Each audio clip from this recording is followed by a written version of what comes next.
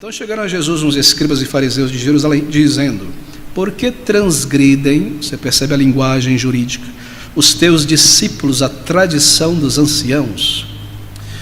Mas qual parágrafo desta lei dos anciãos? Está aqui o parágrafo. Pois não lavam as mãos quando comem pão. Marcos nos diz que eles repreenderam inicialmente os discípulos, lá no capítulo 7, versículo 2, e vendo que alguns dos seus discípulos comiam pão com as mãos impuras, isto é, por lavar, os repreendiam. Eles não foram direto ao Senhor Jesus Cristo, parece que eles não observaram isso no Senhor Jesus, mas logo observaram nos discípulos. Então eles repreendem os discípulos e agora tem uma causa para acusarem e repreenderem o seu líder, o Senhor Jesus Cristo. Por que não fazem os teus discípulos? Marcos nos diz que foram alguns dos discípulos, mas veja, os fariseus dizem, porque todos os discípulos por inteiro estão transgredindo a lei. Isso é algo típico, não é? Do hipócrita religioso. O Senhor usará essa palavra, não sou eu que estou usando. Hipócrita, aquele que vive no teatro da vida, uma coisa por dentro, outra coisa por fora. Que quando vê uma falha em alguém, o objetivo muitas vezes é generalizá-la como uma causa, para aumentar a gravidade. E é típico dos fariseus e escribas fazerem isso. Por que transgredem os teus discípulos? E por discípulos não querem dizer apenas os 12, mas os 120 e muitos outros ali, quando Marcos nos diz que alguns estavam fazendo isso. Pois não lavam as mãos quando comem. Bem, eu espero que todos compreendam e apreciem o fato de que não lavar as mãos quando comem, ele não se refere à higienização das mãos necessária antes de se alimentar para não pegar alguma enfermidade, algum germe. Não é sobre isso, não é esse lavar das mãos com o intuito higiênico para não adoecer. Esse lavar das mãos aqui é um ato cerimonial criado pelos anciãos, não está no Antigo Testamento, não foi dado por Deus. Por que não fazem aquele ato cerimonial antes de se alimentarem? Não se refere ao lavar das mãos necessário, certamente eles faziam isso. Muito bem.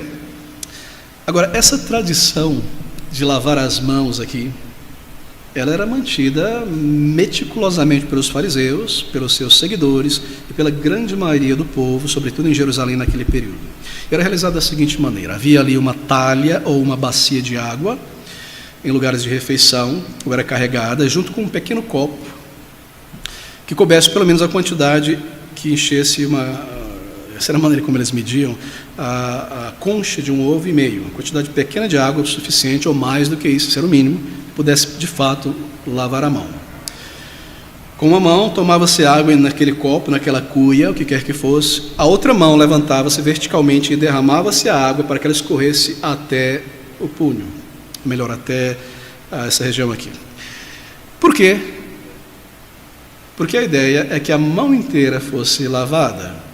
Claro, há um princípio de higiene nisso aqui, mas isso é cerimonial. Você já viu os médicos quando vão para uma cirurgia, lavam a mão lá e saem assim, para que não volte para os dedos a sujeira que estava por aqui, não é, no pulso, etc. Isso vem de lá. Mas eles criaram, e ao longo dos séculos foram desenvolvendo mais e mais isso. Uma vez que uma mão era lavada, a outra era lavada de um lado, de outro, esfregava-se o punho uma contra a outra mão. Eles criaram isso aqui. Isso era feito muitas vezes. E conforme o tempo se passava, eles começaram a fazer isso antes da refeição, entre uma refeição e outra, entrada, prato principal, lavar as mãos, aqui, e no final também. Essa é a tendência típica de quem quer se justificar diante de Deus pelas liturgias. Você aumenta e aumenta e aumenta para mostrar quão justo e maravilhoso você é, porque você cumpre estas coisas todas. E tendo estabelecido isso na tradição oral, colocado no papel, eles transformam isso numa espécie de lei, não escrita, digamos assim, não no papel necessariamente, mas um dever na consciência dos homens, impondo isso sobre as pessoas.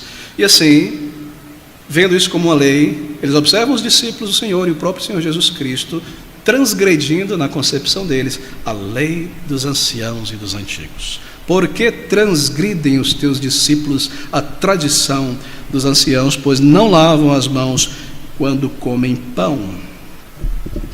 Eles acharam uma culpa, uma falta. Mas veja, queridos amigos, isso não estava prescrito na Bíblia. Não foi prescrito por Deus esse lavar cerimonial das mãos. Sim, os sacerdotes no templo deveriam lavar as mãos antes de comerem os alimentos sacrificados, eles tinham uma parte, eles viviam daqueles alimentos, daqueles ritos. Os sacerdotes apenas, levitas. Havia também o lavar cerimonial de certos utensílios do templo que eram utilizados na adoração, nos sacrifícios.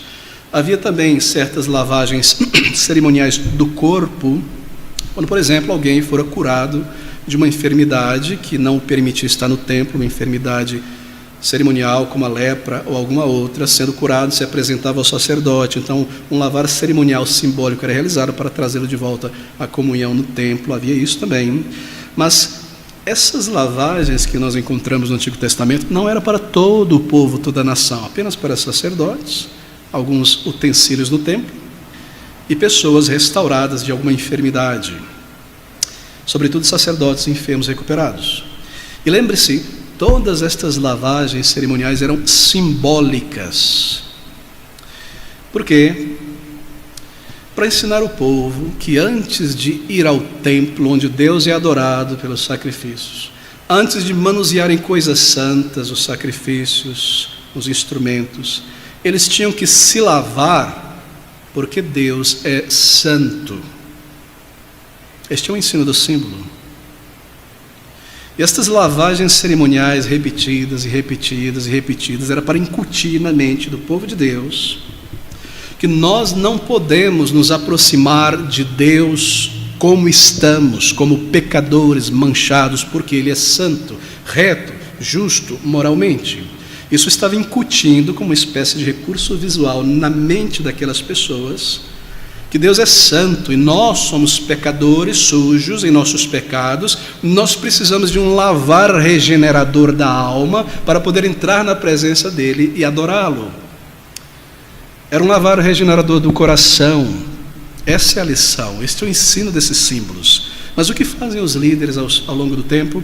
Eles pegam esses recursos visuais, estes símbolos que ensinavam algo, e transformam isso na essência da religião, de maneira que se apegaram a essas externalidades no lugar do espírito da lei, um coração transformado por Deus, buscar uma nova vida. E isso, eu volto a repetir, é típico da religião humana.